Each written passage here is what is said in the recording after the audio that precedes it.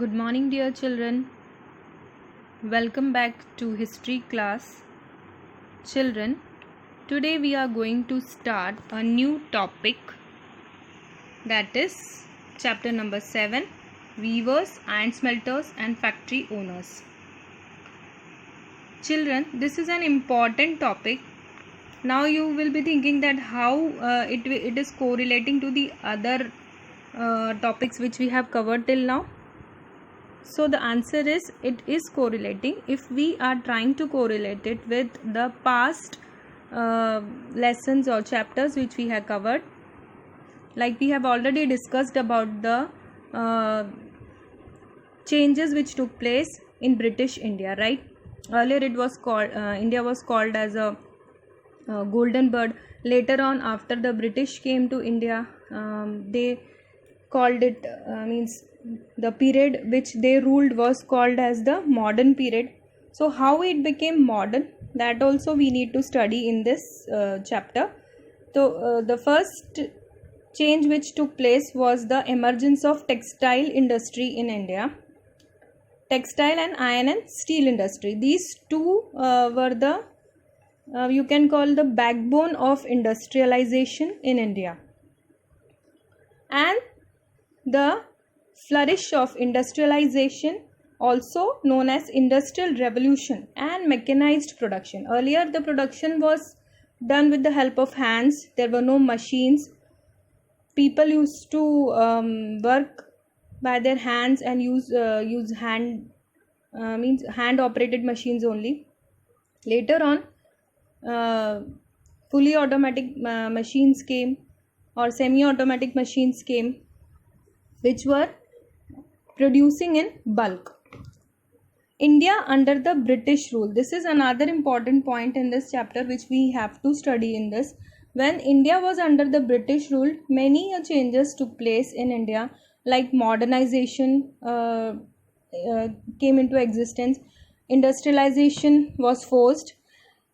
Means due to the coming of British in India, India was forced to change its method or the techniques of production.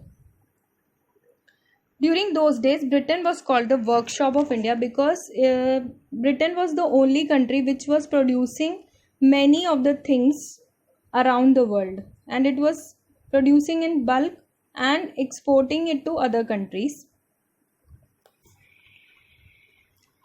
Industrialization of Britain. So ultimately the industrialization of Britain was directly related to the sufferings of the Indians. Now the question arises how it was related. As we all know that British came as traders in India. Earlier Portuguese also came as traders. When they came as traders, their motto was to snatch all the good things from India. Basically the spices, money, gold and many other things.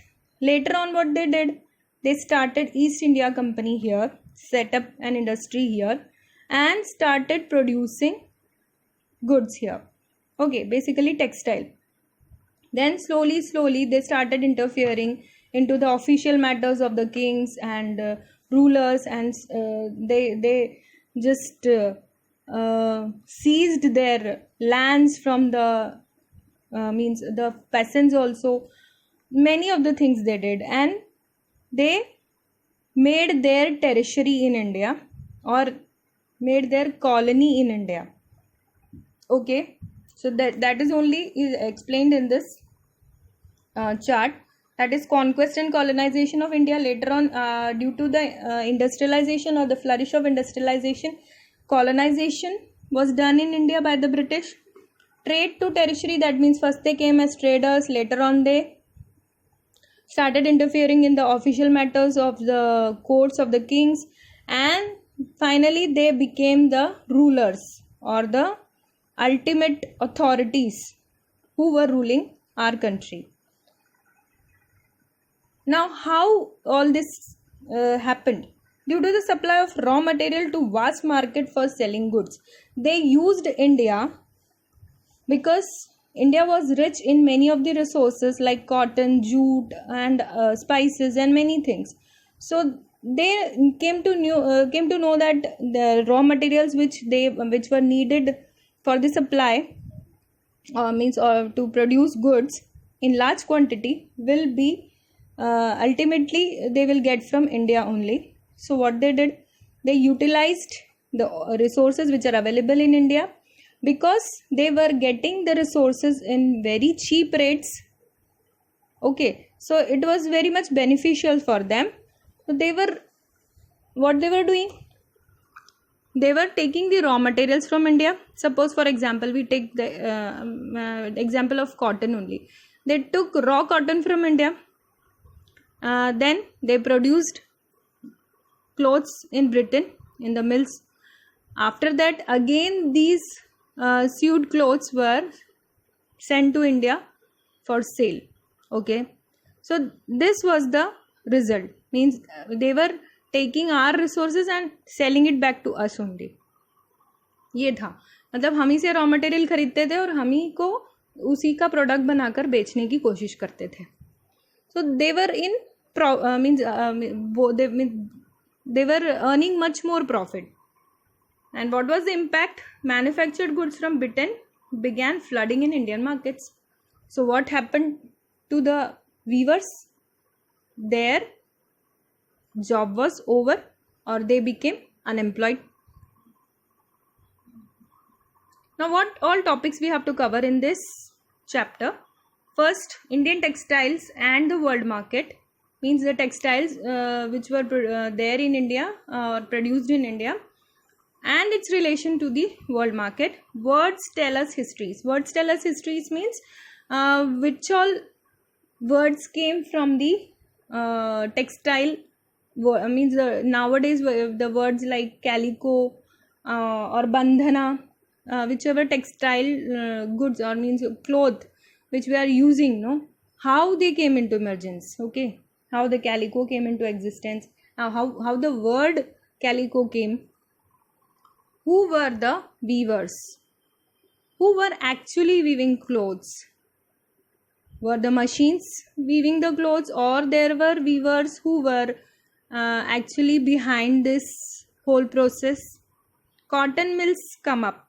Cotton mills means cotton textile mills came up in India. Next, most important point which we have to discuss in this chapter is the sword of Tipu Sultan and the wood steel. Actually, the sword of Tipu Sultan was made up of wood steel, which was the finest quality of steel. And do you know the best part of that steel? It won't get rust. मतलब उसमें जंग नहीं लगती है, उस type का steel था. That was also first of all produced in India only. Next, abundant furnaces in villages.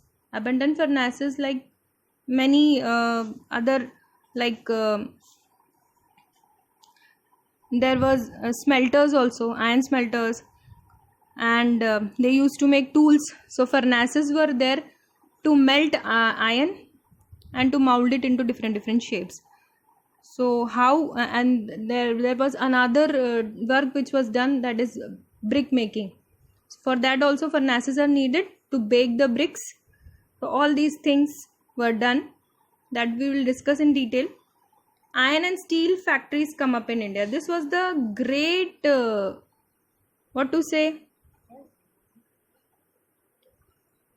turning point in the industrialization of India. Iron and steel industry, and the first industry which flourished Indian market or came into Indian market was TISCO, that is Tata Industries. Okay, that means TISCO was owned by Jamshedji Tata. That also we will discuss in detail.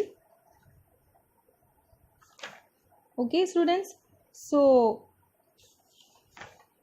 this is all for today. In the next video, we will discuss in detail about all the topics one by one and briefly.